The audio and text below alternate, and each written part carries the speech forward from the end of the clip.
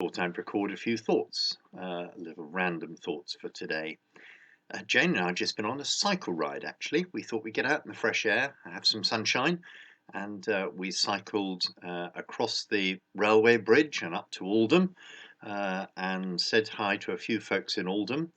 Fresh air and sunshine really makes a difference. It's brilliant. It lifts your spirits, and of course, being socially isolated from people, separated from them, doesn't mean you have to be emotionally isolated from them. You can knock on their door, stand back a bit, say hi, give them a smile, encourage them a little bit, and it's well worth doing. Even if you're only doing it on the phone, if you're sitting at home, you can still say hi to people and give their spirits a lift. Then we went through to Great Tay.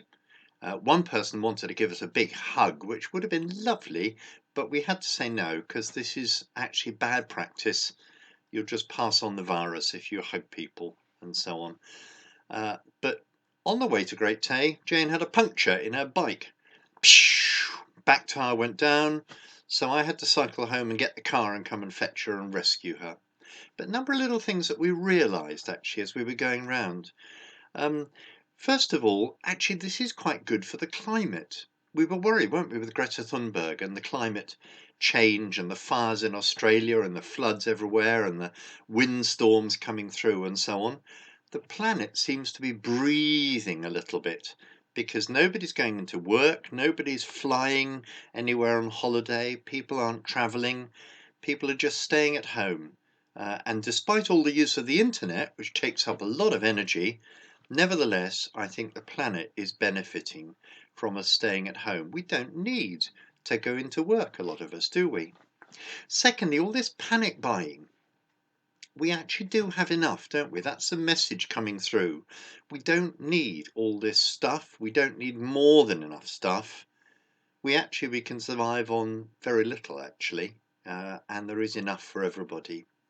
But thirdly, the thing that actually I'm most excited about is the government promising to make up people's income up to about 80% if their jobs are threatened. And I think that in the future, with people's jobs threatened, particularly by robots and artificial intelligence, I think this could actually be the future. A universal basic income funded by those who still have a job and by each robot, we hope, contributing, but everybody having a universal basic income that would be enough. Now, I know that sounds a little bit like socialism or even communism. I don't know, I'm not an expert in these things, but we're going to need to change the way our society works in the future. Well, there you go. Look after each other and particularly look after your spirits and keep your spirits up. And whatever draws you closer to God, give real attention to that as well. Thanks. Bye.